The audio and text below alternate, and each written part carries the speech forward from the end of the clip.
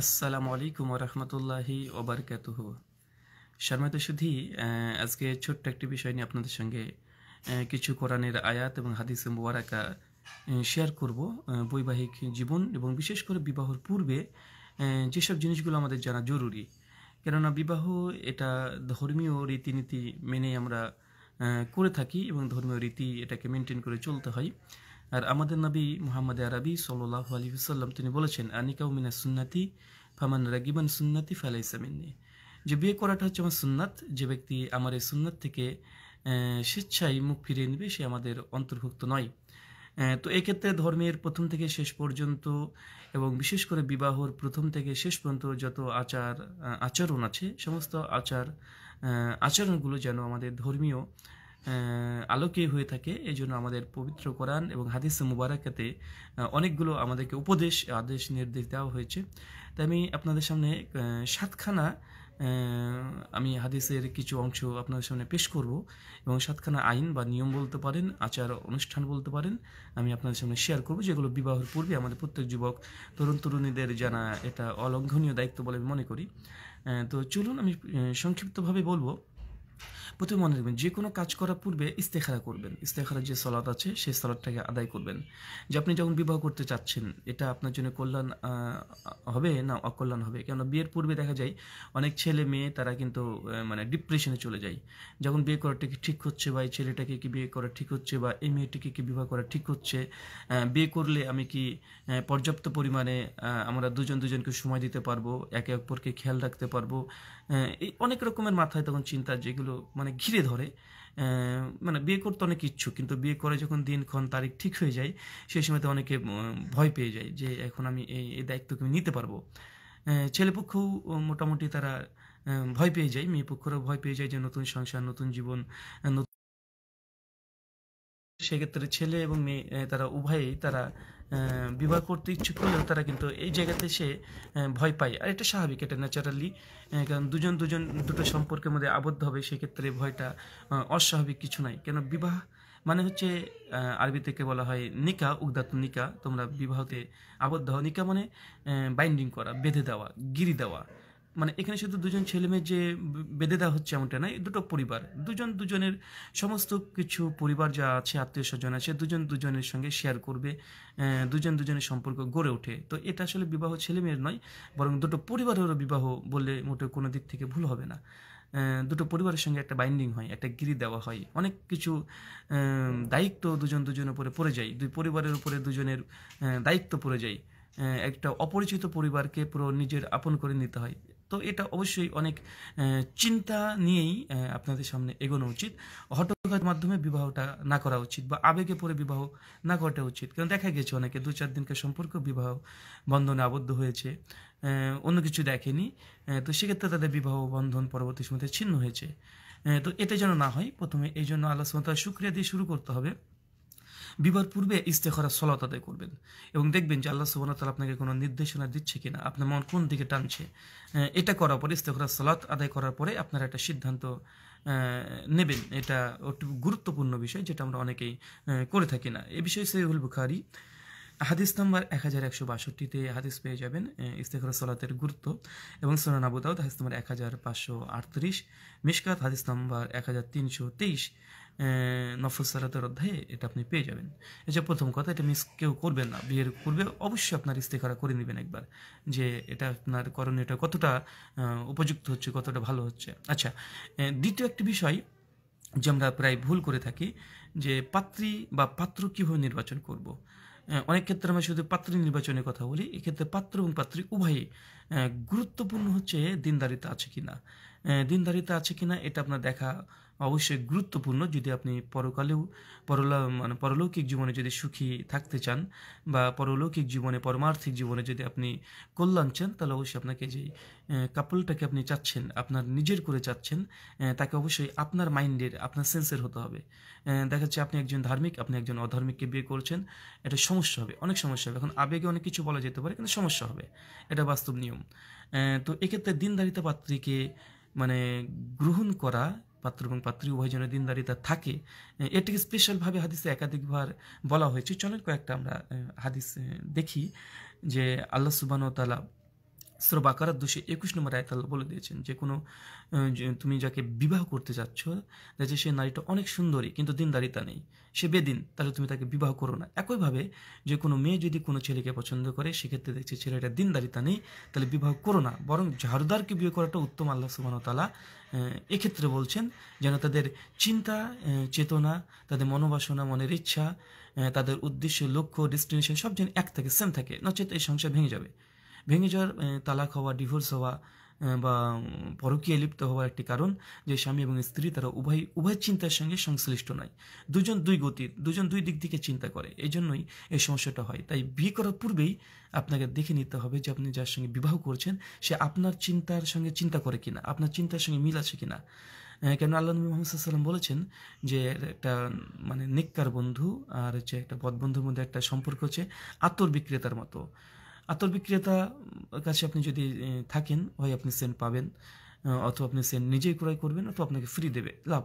তো এক্ষেত্রে শুধুমাত্র আপনাকে দেখতে হবে যে আপনি যাকে বিবাহ করছেন আপনার মাইন্ডের হচ্ছে কিনা, এটা গুরুত্বপূর্ণ। আপনি যদি দিনদারি হন, অবশ্যই আপনি দিনদারিকে চয়েস করবেন।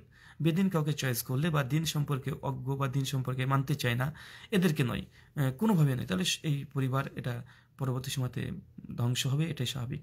তো এ ব্যাপারে আল্লাহ নবী হাদিসে মুবারাকাতে বলছেন যে নারীদেরকে বিবাহ করা হয় মূলত চারটে জিনিস দেখে। তো এখানে শুধু নারী না, এখানে পুরুষদেরকে পুরুষের 4টে গুণ দেখে এবং ছেলে পক্ষের 4টে গুণ দেখে। তো প্রথম যেটা হচ্ছে তার সম্পদ। মেয়েটা বিবাহ করতে যাচ্ছে, দেখছে ছেলেটা সম্পদ আছে কিনা, বা ছেলেটা মেয়েটাকে বিবাহ করতে যাচ্ছে, দেখছে যে সম্পদ আছে কিনা। প্রথমে সম্পদের দিকে দেখে। 2 নম্বর বংশমর্যাদা, তার কত বড় বংশ আছে, এটা মানুষ খুব বেশি বেশি দেখে। আরেকটা হচ্ছে সৌন্দর্য, ছেলেটা মেয়েটা খুব সৌন্দর্য আছে কিনা দেখছে, মেয়েটা ছেলেটা সৌন্দর্য আছে কিনা দেখছে। আর 4 নম্বর, কিছু বিবাহ হয় যেটা শুধু দিনদারিতার উপরে ভিত্তি করে। তো আল্লাহ সুবহানাহু ওয়া তাআলা তিনি বলছেন যে তোমরা এই 4টের মধ্যে প্রথম 3টেকে তোমরা তেমনভাবে গুরুত্ব না দিয়ে তোমরা শুধুমাত্র দেখো যে মেয়েটা বা ছেলেটা উভয়ে তারা দিনদারিতা কিনা। কারণ দিনদারিতা হলেই বিবাহ বা আপনার বিবাহ পরবর্তী জীবন এটা অনেক সুখের হওয়াটা এটা অস্বাভাবিক না, বরং এটা খুবই স্বাভাবিক। এই হাদিসটা হচ্ছে সহিহ বুখারী কিতাবুল নিকাহ অধ্যায়ের 5090 নম্বর হাদিস। আচ্ছা, এই ব্যাপারে আমাদের নবী আরও কিছু পরামর্শ দিয়েছে বিবাহের পূর্বে। নবী আকরাম সাল্লাল্লাহু আলাইহি ওয়াসাল্লাম তিনি বলছেন, তোমাদের নিকটে এমন কোনো ব্যক্তি বিবাহের প্রস্তাব নিয়ে এলো যার চরিত্র ও ধার্মিকতা সম্পর্কে তোমরা সন্তুষ্ট, তার চরিত্র এবং ধার্মিকতা, তার সাথে তোমাদের মেয়েদের বিবাহ দাও, মানে পিতাকে বলছে তাদের সঙ্গে তোমার মেয়েদের বিবাহ দাও। তোমরা যদি তা না করো তাহলে পৃথিবীতে বিপর্যয়, ব্যাপক বিশৃঙ্খলা ছড়িয়ে পড়বে।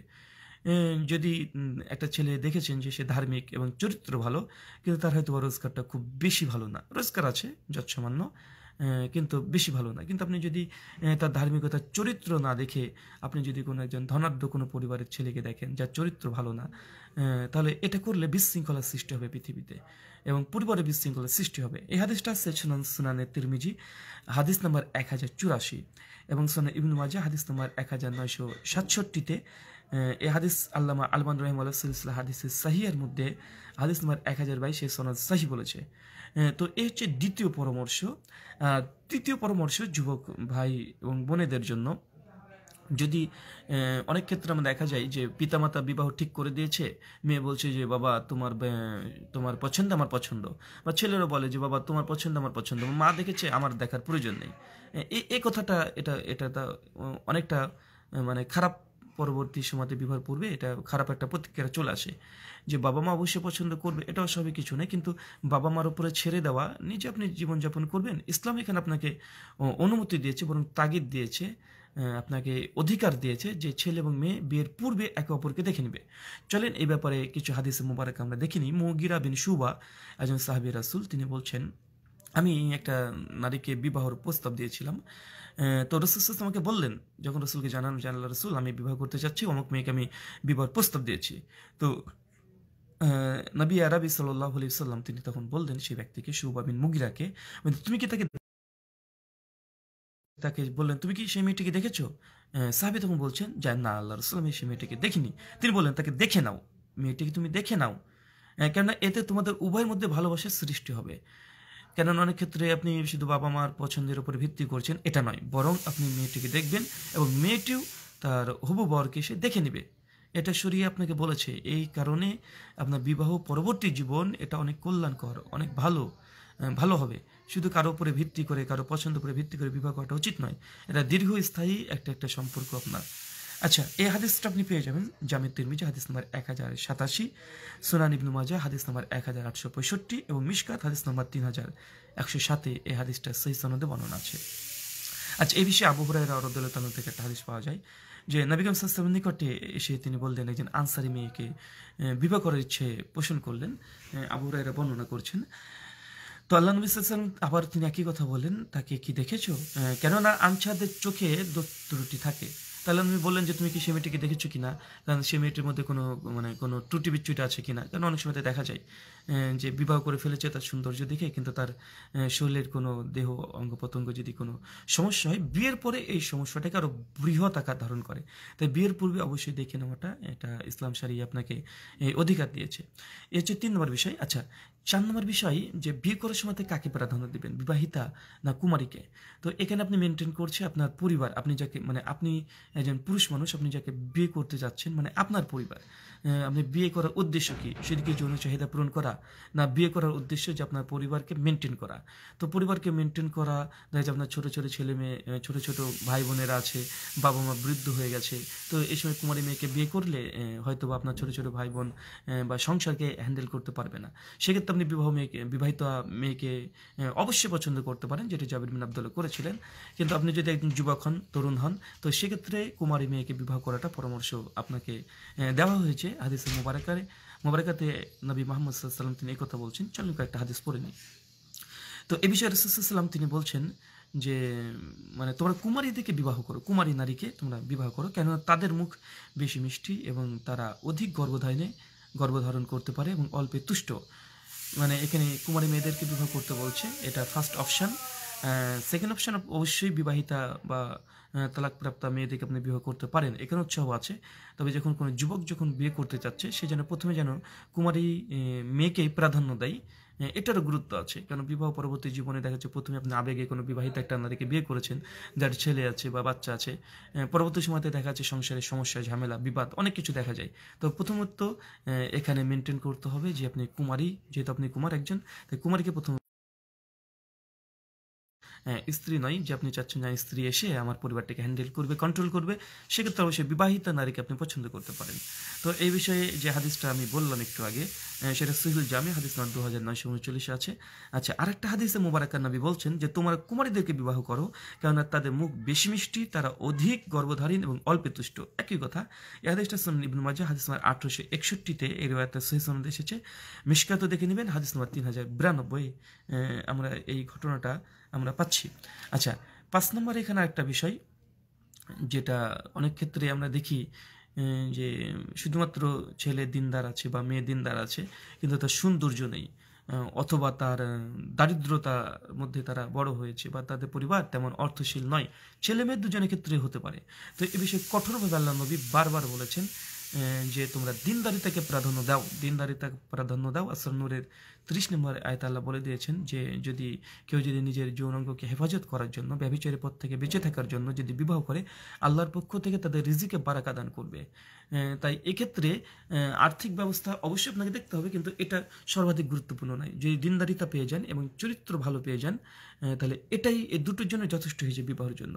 আর দারিদ্রতা, আজকে আপনি দরিদ্র আছেন, কালকে আপনি ধনী হয়ে যেতে পারেন। আবার এখন আপনি ধনী আছেন বিয়ের পূর্বে, পরবর্তী সময় দরিদ্র হয়ে যেতে পারেন। তো এটা খুব বেশি ম্যাটার করে না। তো এক্ষেত্রে আপনি এই দুটোকে বেশি প্রাধান্য দেবেন।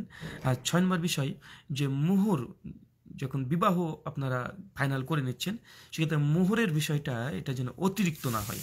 কেন দেখা যায় কেউ 10 লাখ, 20 লাখ, 30 লাখ মুহুর দিয়ে দিচ্ছে এবং বিবাহের পূর্বেই পরিবার এটা ধরে নিয়েছে যে আমার মেয়েকে যদি তালাকে বা ডিভোর্স দেয়, এই আশঙ্কা, এই ভয় করে আগে থেকেই দিয়ে দিচ্ছে যে মোহর 10 লাখ, যেন মেয়েকে আমার তালাক ডিভোর্স দিতে না পারে। বিয়ের পূর্বে যেন একটা ডিভোর্সের একটা চিন্তা করছে। তো এই সংসারটা কীভাবে একটা লং টাইম একটা সাফার করতে পারে।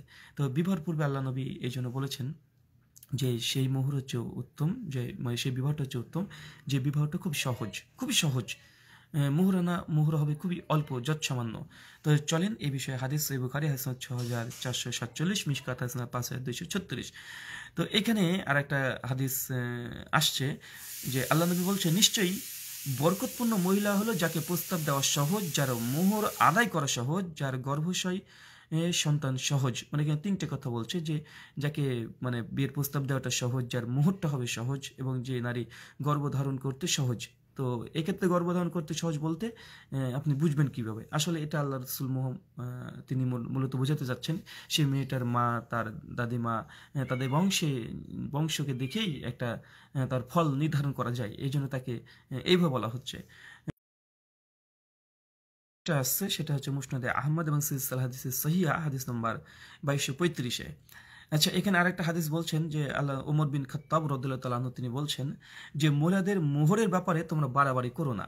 ওমর ইবনুল খাত্তাব বলছেন মহিলাদের মোহরের ব্যাপারে তোমরা বেশি বাড়াবাড়ি করো না, কেননা তার যদি পার্থিব জীবনের সম্মান অথবা আল্লাহর কাছে তাকওয়ার প্রতীক হতো, তাহলে তোমাদের মধ্যে মুহাম্মদ করিম সাল্লাল্লাহু আলাইহি ওয়াসাল্লাম এই ব্যাপারে অধিক যোগ্য ছিলেন এবং অগ্রগণ্য ছিলেন। তিনি তার স্ত্রী এবং কন্যাদের মোহরে 12 উকিয়ার বেশি ছিল না। ওমর বিন খাত্তাব বলছেন তোমরা মোহর নিয়ে বেশি বাড়াবাড়ি করো না। মোহর যদি বেশি বেশি দিলেই এটা কল্যাণকর হতো, তাহলে এই বিষয়ে সবচাইতে যোগ্য ব্যক্তি ছিলেন মুহাম্মদ আরবি সাল্লাল্লাহু আলাইহি ওয়াসাল্লাম। এবং তিনি বলছেন যে আল্লাহ নবীর কোনো বিবাহটাই ছিল না, তার অধিকাংশ বিবাহ তার নিজের এবং তার কন্যাদের। যে 12 উকিয়া, এখানে 12 উকিয়া বলতে হচ্ছে 40 দিরহাম। 40 দিরহাম হচ্ছে মানে 400, এটা যদি উকিয়াতে ভাগ করা হয় তাহলে 480। এটা বর্তমান বাংলাদেশি যে মুদ্রা সেটা হবে প্রায় 10,000 টাকা মতো, প্রায় 10,000 টাকা মতো আল্লাহ নবী তিনি এটা ব্যয় করেছেন, মোহরানা হিসেবে স্ত্রীকে দিয়েছেন এবং স্বয়ং তার মেয়ের যখন বিবাহ দিয়েছেন। এটাই যেমন আলী বিন আবি তালেবের ব্যাপারে পাওয়া যায়, তিনি ফাতেমাকে রাদিয়াল্লাহু তাআলা আনহাকে তিনি যখন মোহর দিয়েছিলেন তাহলে একটা লোহার বরমান দিয়েছিলেন। তো এইভাবে অল্পতে বিবাহ হয়ে যেত। অনেক সাহাবীদেরকে দেখা গিয়েছে তারা কোরআনের আয়াতের বিনিময়ে তারা বিবাহ করেছেন। অনেক সাহাবীকে দেখা যাচ্ছে মোহরানা ঠিক না করে বিয়ে করেছে, পরবর্তী সময়তে যৎসমান মোহরানা দিয়েছে। তো এই ক্ষেত্রে গুরুত্বপূর্ণ এবং হাদিসে মোবারকে স্পষ্ট যে মোহরানা বেশি হলে মানুষ অনেকে ভাবে যে এই মোহরানা কত দিয়েছে, তো 5 লক্ষ টাকা, আরে বাবা তার ছেলেপক্ষ তো অনেক ভালো, মানে বা অনেক গৌরব করে, অহংকার করে, বরত্ব প্রকাশ করে। এটা নয়, এটা ইসলামে নেই। ওমর ইবনুল খাত্তাব এই কথাই বলছেন যে যদি যোগ্য কোনো ব্যক্তি হতেন মোহরানা অধিক হলে ভালো হতো, তাহলে নবী প্রথম আমলটি করতেন এবং তার মেয়েদের ক্ষেত্রে এমনটাই করতেন। আচ্ছা, এটা হচ্ছে মোহরানা বিষয়গুলো। এই হাদিসটা হচ্ছে সুনান ইবনে মাজাহ হাদিস নম্বর 887 এবং মিশকাত হাদিস নম্বর 3204, সিলসিলা হাদিসে সহিহ হাদিস নম্বর 834। আচ্ছা, 7 নম্বর আর একটা পয়েন্ট যেটা আছে বিবাহের পূর্বে জেনে রাখা ভালো, সেটা পাত্রপক্ষের সম্মতি থাকা।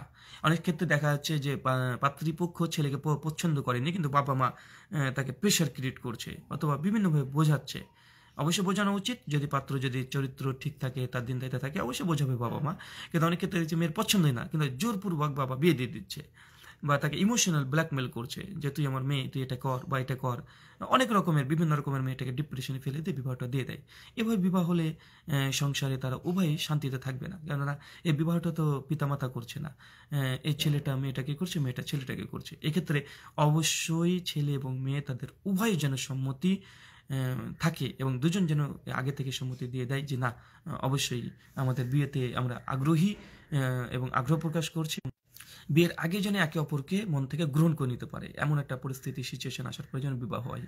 তো এই ব্যাপারে নবী মুহাম্মদ সাল্লাল্লাহু আলাইহি সাল্লাম তিনি বলছেন বিবাহিতা মেয়েকে তারা পরামর্শ ছাড়া বিয়ে দেওয়া যাবে না।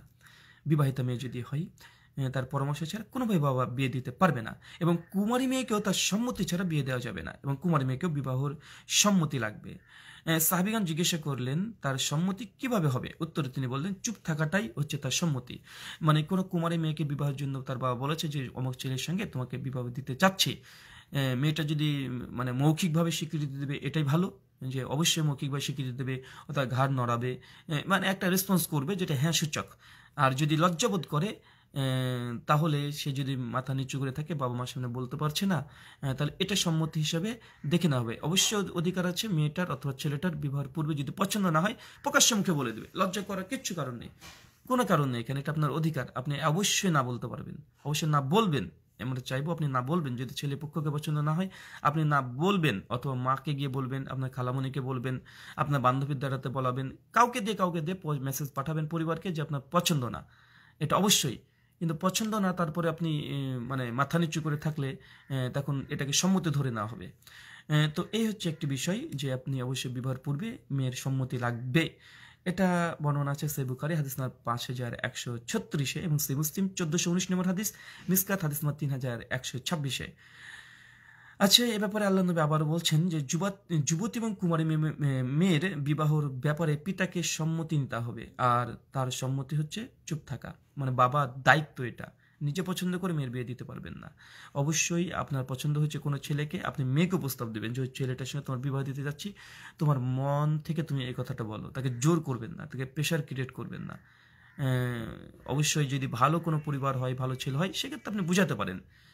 কিন্তু শুধু আর্থিক দিক থেকে বা ধনাঢ্য পরিবার এগুলো দিয়ে বুঝিয়ে পরলৌকিক জীবনে বা পরমার্থিক জীবনে বা বিবাহর পরের জীবনে যেন মেয়েটার সংসারে কোনো অশান্তি না হয়, তা বাবা মার দায়িত্ব অবশ্যই অলঙ্ঘনের কর্তব্য এখানে পিতামাতার। আচ্ছা, 8 নম্বর একটা বিষয় এখানে পাত্রপাতির সমতা লক্ষ্য করা, যেটা আমি প্রথম থেকে বলে আসছিলাম, যেটাকে বলে কুফু নির্বাচন করা।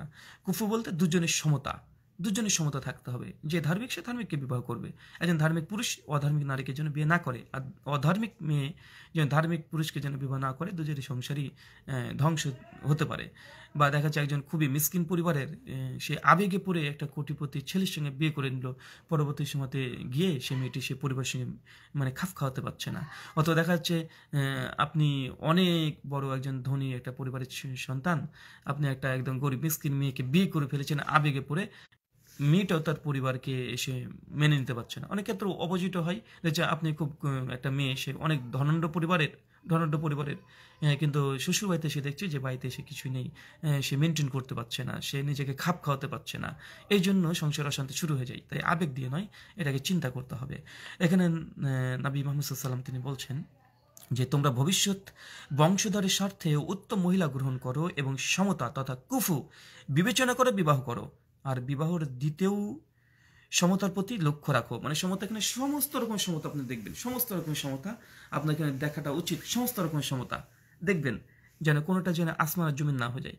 15-20 হতে পারে, 18-20 হতে পারে দুজনের সমতার ক্ষেত্রে, কিন্তু দেখা যাচ্ছে 5 আর 20 এমনটা যেন না হয়, তাহলে পরিবার না টেকার সম্ভাবনা সবচেয়ে বেশি। আল্লাহ যদি রহমত অর্পণ করেন সেক্ষেত্রে তো ভিন্ন বিষয়। এই সমতার বিষয়ের হাদিসটা যেটা পাওয়া যাচ্ছে সেটা সিলসিলা হাদিসে সহিহ হাদিস নম্বর 1067 এবং সুনান ইবনে মাজাতে সহিহ সনদে হাদিসটা মানে বর্ণনা আছে। আচ্ছা, 9 নম্বর বিষয়, বিবাহর পূর্বে দেখা যাচ্ছে অনেক ক্ষেত্রে ছেলেমেয়ের দুজনের বিবাহ ঠিক হয়ে গেছে, পারিবারিক থেকে দুজনের সম্মতি দিয়ে দিয়েছে। তো এক্ষেত্রে দেখা যাচ্ছে ঘন্টার পর ঘন্টা ফোনে কথা বলছে, তারা বাইরে দেখা করতে যাচ্ছে, তারা কোনো জায়গাতে লাঞ্চ করতে যাচ্ছে, ঘুরতে যাচ্ছে, বিয়ের আগে। এটা একদম নিষিদ্ধ। যতক্ষণ আপনার ইজাব কবুল হচ্ছে ততক্ষণ পর্যন্ত সেই মেয়েটির সঙ্গে এখন আপনি নন মাহরুম, দুজনের সঙ্গে এখন আপনার সম্পর্কটা হারাম। জাস্ট একটা বিবাহর মৌন সম্মতি দিয়েছেন, এখনও আপনাদের জন্য এটা বৈধ নয়। এ বিষয়ে নবী আরবি সাল্লাল্লাহু আলাইহি সাল্লাম তিনি বলছেন যে অবশ্যই কোনো পুরুষ কোনো নারীর সাথে নির্জনে একত্রিত হলে তৃতীয়জন থাকে শয়তান। এটা সেই সুনান তিরমিজি হাদিস নম্বর 1171 এবং 2165, ইবনে মাজাহ হাদিস নম্বর 2363, মিশকাত হাদিস নম্বর 1318। মশহুর হাদিস যে বিয়ের কেবল কথা ফাইনাল হয়েছে, দুই পরিবার থেকে ছেলে মেয়ে সম্মতি দিয়েছে, কিন্তু বিবাহ এখনো কমপ্লিট হয়নি। তো তার আগে ঘন্টার পর ঘন্টা ফোনে কথা বলছে, ভিডিও কল করছে, চ্যাটিং করছে, বাইরে দেখা করতে যাচ্ছে, খেতে যাচ্ছে, ঘুরে বেড়াচ্ছে, এটা কোনোভাবেই নয়। কারণ বিয়ে এখনো হয়নি, এখনো সেই আপনার জন্য বৈধ হয়নি, আপনি কিভাবে এটাকে ব্যবহার করতে পারেন? আপনি একটা দোকানে গিয়েছেন, একটা ফ্রিজ জাস্ট আপনি কিনবেন, পছন্দ করেছেন, দোকানদারও পছন্দ বলেছেন যে না বিক্রি করব, এবং আপনি যদি সেই দোকানের টাকা পয়সা শোধ না করে বা তার সঙ্গে কিভাবে জিনিসটা ক্রয় করছেন না বলে আপনি ফ্রিজটাকে বাড়িতে নিয়ে ব্যবহার করতে শুরু করে দিয়েছেন, এটা তো সম্ভব নয়। তো কেবল আপনি দুজনকে পছন্দ করেছেন, আপনি এখনই ঘুরতে যাবেন, এখনই চ্যাটিং করবেন, ভিডিও কলে কথা বলবেন, এমনটি নয়। হ্যাঁ, খুব বেশি গুরুত্বপূর্ণ হলে কিছু জানার থাকলে যে বাবা মার সামনে দেখা করেছিলেন মেয়েটার সঙ্গে বা মেয়েটির ছেলেটির সঙ্গে, কিছু কথা জিজ্ঞাসা করতে পারেনি লজ্জার খাতিরে, সেক্ষেত্রে আপনি অডিও কলের মাধ্যমে দু একটা কথা জিজ্ঞাসা করতে পারেন, কিন্তু ঘন্টার পর ঘন্টা এটা কোনোভাবেই নয়। আচ্ছা, নবী আলাইহিস সাল্লাতু ওয়াস সালাম তিনি আবারও বলছেন, কোনো পুরুষ যেন অপর মহিলার সঙ্গে নিবৃত্তে অবস্থান না করে, কোনো স্ত্রীলোক যেন কোনো মাহরম সঙ্গী ছাড়া সফর না। তার মানে বোঝা যাচ্ছে যে এই হাদিস থেকে যখন ছেলে মেয়ে একে অপরকে দেখবে, তার পরিবারকে সামনে রাখবে। ছেলে মেয়েকে একটা ঘরে ঢুকে দিয়েছে, দুজনের সঙ্গে কথা বলছে, এমনটা যেন না হয়। মেয়েটার মাহরম যেন ঘরে উপস্থিত থাকে, যেখানে ছেলেটা ফার্স্ট তাকে দর্শন করছে, প্রথম দেখার সময়তে যেন মেয়েটার মাহরম সঙ্গে থাকে। দেখা যায় যে পাত্রী দর্শন করতে গিয়ে ছেলে মেয়েকে প্রথমেই একটা আলাদা ঘরে পাঠিয়ে দিচ্ছে যে তোমরা যাও, নিজের কথা বলো না। অবশ্যই তারা ব্যক্তিগত ঘরে গিয়ে কথা বলতে পারবে, কিন্তু মেয়েটার পক্ষ থেকে দূরে হয়তো বা একটা তার মানে কেউ মা হোক বা তার বাবা হোক, তার বড় ভাই হোক, কেউ একজন মাহরম থাকবে মেয়েটার সঙ্গে, যেন কোনো ক্ষতির দিকে যেন চলে না যায়। তো এই ব্যাপারে আরো একটি হাদিস পাওয়া যাচ্ছে। হাদিসটা বললাম, এটা সহিহ বুখারী 3006 নম্বর হাদিস। আচ্ছা, আব্দুল ইবনে আমর ইবনে আস রাদিয়াল্লাহু তাআলা আনহু তিনি বলছেন, তোমরা নারীদের নিকটে প্রবেশ করা থেকে সাবধান থাকো। একজন আনসার সাহাবী বললেন, হে আল্লাহর রাসূল, দেবরের সম্পর্ক আপনার অভিমত কি? মানে দেবরের সম্পর্কে আপনার অভিমত কি? তিনি বললেন, দেবর হচ্ছে মৃত্যু সমতুল্য। মৃত্যু সমতুল্য, এটা সহিহ বুখারীর মধ্যে আসছে, হাদিস নাম্বার 5232, মুসলিম হাদিস নাম্বার 2172, মিশকাত হাদিস নাম্বার 3102। তো এখানে দেবর এবং ভাবির সম্পর্ক অনেক ক্ষেত্রে দেখা যায় যে মেয়েটিকে দর্শন করতে গিয়েছে, ছেলে তার ছোট ভাইকে নিয়ে চলে গেছে, বা তার বড় ভাইকে নিয়ে গিয়ে মানে মেয়েটিকে দুই ভাই মিলে একসঙ্গে দেখছে। জি, এমনটা নয়, এমনটি নয়। শুধুমাত্র ছেলে সে মেয়েটিকে দেখবে, ছেলেটার বোন দেখতে পারে, মা দেখতে পারে, কিন্তু সবাই মিলে গণহারে, ছেলে বন্ধু বান্ধবী সব চলে গেছে গিয়ে একদম গণহারে সে গরু দেখার মতো করে দেখছে, এমনটা যেন না হয়। এমনটা যেন না হয়, বরং এখানে ছেলেটা বিবাহ করবে, সে দেখে নিবে, তার মা দেখতে পারে, তার বোন দেখতে পারে, কিন্তু একজন মানে প্রাপ্তবয়স্ক ছেলেটার ছোট ভাই আছে, সেও গিয়ে দেখবে, অবৈধ, এটা বৈধ নয়। আচ্ছা, এখানে আরেকটা বিষয় যে বিবাহের ক্ষেত্রে 9 নম্বর পয়েন্ট মনে রাখবেন, 10 নম্বর পয়েন্ট, যে অবশ্যই অলঙ্ঘনের দায়িত্ব যে মেয়ের গার্জিয়ানকে এখানে সম্মতি দেওয়া। অনেক ক্ষেত্রে দেখা যায় কোনো মেয়েকে পছন্দ নিয়ে কোর্ট ম্যারেজ করে নিয়েছে, ইসলামী শরিয়াতে এটা বৈধ নয়। মেয়ে যদি প্রাপ্তবয়স্ক হয় তারপরে বৈধ নয়, এখানে পিতা যদি জীবিত থাকে তার সম্মতি দেওয়া এটা অবধারিত, এটা অবশ্যই লাগবে। লা নিকা ইল্লা বি ওয়ালি, আল্লাহ নবী বলেছেন ওই বিয়েটি বৈধ নয় যে বিয়েতে মেয়ের গার্জিয়ান যারা আছে, ওয়ালি যারা আছে, যারা বৈধ মানে যদি রাজি না থাকে, সে বিবাহটা বৈধ নয়। এ বিষয়ে সুনান আবু দাউদ হাদিস নম্বর 2083 এবং জামি তিরমিজি হাদিস নম্বর 1102 এবং সুনান ইবনু মাজাহ হাদিস নম্বর 1879, মিশকাত হাদিস নম্বর 3131। অবশ্যই মেয়ের গার্জিয়ানকে সম্মতি দিতে হবে। পালিয়ে গিয়ে বিয়ে করা, কোর্ট ম্যারেজ করে না, হবে না শরীয়তের দৃষ্টিকোণ থেকে, বিয়েটা বাতিল হয়ে যাবে। আল্লাহ নবী বলেছেন যে মেয়ের তার পিতা সম্মতি রাজি নেই, সে বিয়েটা বাতিল বাতিল বাতিল, 3বার তিনি বলেছেন, কঠোর করে বলেছেন। তাই এই দিক থেকে একটু লক্ষ্য রাখতে হবে। বিশেষ করে ছেলেরা যখন কোনো মেয়েকে জোরপূর্বক মানে তুলে নিয়ে প্রেম প্রীতি সম্পর্কে বিয়ে করে নিয়ে চলে যাচ্ছে, এটা বৈধ নয়। 11 নম্বর আরেকটা বিষয়, বিয়ের পূর্বে মেয়ে পক্ষ যেন জিজ্ঞাসা করে নাই, যে মেয়ে পক্ষ যেন জিজ্ঞাসা করে নাই ছেলে পক্ষকে যে আপনাদের কোনো যৌতুক আছে কিনা। যে যৌতুকের কথা বলে বিয়েটা বাতিল করে দেন, বিয়ে দেবেন না। কারণ দেখা যাচ্ছে বিয়ের আগে কিছু বললো না, বিয়ের পরে বলছে যে আমি এটা আশা ছিল, এটা আশা ছিল, এটা আশা ছিল, মেয়েকে অত্যাচার করছে, এটা যেন না হয়। আর যৌতুক না ইসলামী সম্পূর্ণ নিষিদ্ধ, হারাম। কোনো যুবক বিয়ে করার জন্য যেন যৌতুক না নেয়। আর যুবক সে তো যৌতুক দেবে, মানে এক্ষেত্রে সে তো মেয়েকে মোহরানা দিবে, নচেত এটা অপোজিট হয়ে যাচ্ছে। 12 নম্বর একটা বিষয়, বিয়েতে যেন অতিরিক্ত অপচয় না হয়। প্রচুর পরিমাণে মানে অপচয় করা, মেয়ে পক্ষের উপরে প্রেশার দিয়ে দেওয়া, মেয়ে বাড়িতে বলে দিল যে 300 আমরা বরযাত্রী যাব, এগুলো যেন না করে। এটা সম্পূর্ণ ইসলামে এইভাবে কার উপরে অতিরিক্ত বোঝা চাপিয়ে দেওয়া, এটা সম্পূর্ণভাবে নিষিদ্ধ। আর বিয়েতে কোনো রকমের যেন অপচয় না হয়, কোনো রকমের যেন অপচয় না হয়। 13 নম্বর বিষয় হচ্ছে সুন্নতি তরিকায় বিবাহ পড়ানো, এটা খুবই গুরুত্বপূর্ণ। এটা নিয়ে একটা স্বতন্ত্র ভিডিও আলাদা করা উচিত। তো সুন্নতি তরিকায় বিবাহ করতে হবে, কোনো রকমের যেন জাহিলিয়াতি রীতি যেন আপনার পরিবারে বিয়ের পূর্বে যেন ঢুকে না যায়। আর বিবাহ শেষে দোয়া পাঠ এটা করবেন, সম্মিলিত মোনাজাত নয়, দোয়া যেটা আছে বারাকাল্লাহু লাকা ও বারাকা, যে দোয়াটা আছে এটা আপনারা পড়ে নেবেন। এই দোয়াটা সকলেই পড়বে, ছেলে মেয়ে সবাই পড়বে। আর 16 নম্বর পয়েন্ট হচ্ছে বিবাহের ঘোষণা দেওয়া। বিবাহকে গোপনে নয়, বিবাহ হবে প্রকাশ্যে, বিবাহের একদম ঘোষণা দিতে হবে, প্রকাশ্যে ঘোষণা দিতে হবে। রাসূল সাল্লাল্লাহু আলাইহি ওয়াসাল্লাম বলছেন তোমরা বিবাহের প্রচার করো, বিবাহকে প্রচার করতে হবে। এটা হচ্ছে মুসনাদ আহমদ হাদিস নম্বর 16175, ইবনে হিব্বান হাদিস নম্বর 4066, ইরওয়াউল গালিল হাদিস নম্বর 1933। বিবাহের পরে প্রচার করতে হবে। আচ্ছা, একটা 16 নম্বর পয়েন্ট হচ্ছে বাসরাতের দোয়া করা এবং সলাত আদায় করা। বাসর ঘরে ঢুকে সঙ্গে সঙ্গে স্ত্রীকে সালাম দেওয়া, তাকে নিয়ে 2 রাকাত সলাত আদায় করা, তার কপালে হাত দিয়ে দোয়া পড়া, এগুলো প্রত্যেকটাই বাসর ঘরের যখন আপনি প্রবেশ করবেন তখন এই কাজগুলো আপনাকে করতে হবে। আর বিয়ের পরের দিন ওলেমা করতে হবে। আমাদের দেখা যায় যে বরযাত্রী চলে যাচ্ছে, কিন্তু ছেলেপক্ষ কোনো ওলেমা করে না, ছেলেপক্ষ ওলেমা করবে। ছেলেপক্ষ এখানে ওলেমা করতে হবে, এটা রাসূলের সুন্নাহ। আল্লাহ নবী তিনি বলছেন যে আলী রাদিয়াল্লাহু তাআলা যখন ফাতেমা রাদিয়াল্লাহু বিয়ের পায়গাম পাঠালেন, তখন রাসূল সাল্লাল্লাহু আলাইহি ওয়াসাল্লাম তাকে জিজ্ঞাসা করলেন, অবশ্যই নববধূর জন্য ওলিমা হতে হবে। আল্লাহ রাসূল বলে দিয়েছেন যে অবশ্যই তুমি যেমন মেয়েকে বিয়ে করবে কিন্তু ওলিমা দিতে হবে।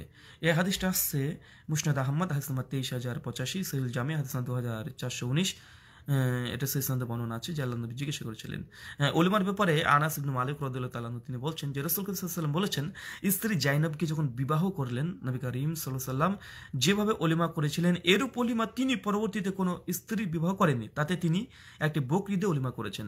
তো এই ক্ষেত্রে অবশ্যই ওলিমা করতে হবে।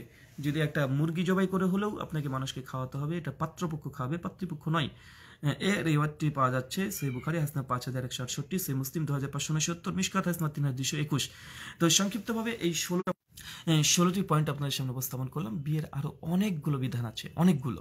তো জাস্ট যেগুলো না হলেই না, আমি সেগুলো আপনাদের কাছে সংক্ষিপ্তভাবে বললাম। এবং এরপরেও অনেকগুলো আছে, বিবাহের পরে ওলিমার পরে করণীয় কি, বিয়ের মধ্যে বর্জনীয় কি, অনেকগুলো আছে। জাস্ট আমি সুন্নাহ তরিকা মেনটেন করে বিবাহের পূর্বে আগে চিন্তাগুলো করবেন। প্রথম কথা, অবশ্যই ইস্তেখারা করবেন, সমতা রেখে বিবাহটা করবেন, ধার্মিক দেখে বিয়ে করবেন। এগুলো মোহর যেন খুব বেশি না হয়, পাত্রপাত্রী উভয় যেন রাজি থাকে এবং পাত্রীর পিতা যেন রাজি থাকে, এগুলো খুব গুরুত্বপূর্ণ। এগুলোকে মেনটেন করবেন আগে, নচেত বিয়ের পরেও অশান্তি শুরু হয়ে যাবে। বিয়ের পরে অশান্তি, মারাত্মক পর্যায়ে অশান্তি, ডিভোর্স, তালাক এ পর্যন্ত চলে যেতে পারে। তাই বিয়ের আগেই আপনি এগুলোকে মেনটেন করবেন। আল্লাহ সুবহানাহু ওয়া তাআলা যারা বিবাহ করতে যাচ্ছে তাদেরকে তুমি সুমতি দান করো এবং এই সুন্নাহগুলো মেনটেন করে সিদ্ধান্ত নেওয়ার তৌফিক দান করো। আমিন। ওয়া মা আলাইনা ইল্লাল বালাগ। আসসালামু আলাইকুম।